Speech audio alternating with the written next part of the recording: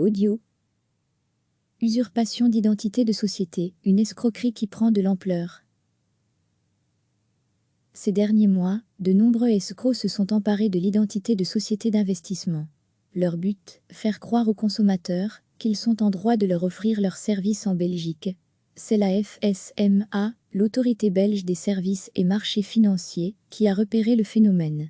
Les escrocs font même croire qu'ils sont inscrits dans les registres de la FSMA ou d'une autre autorité compétente. La fraude engendre parfois la perte de dizaines de milliers d'euros. La technique est toujours la même. Une société d'investissement étrangère vous contacte via un appel téléphonique, un mail ou les réseaux sociaux. Elle indique directement disposer des autorisations officielles pour proposer ses services en Belgique. Pour vous convaincre, les escrocs n'hésitent pas à vous renvoyer vers un site web officiel, explique Mathieu Saudoyer, porte-parole de la FSMA. C'est une technique qui est utilisée dans tous les types de fraudes financières.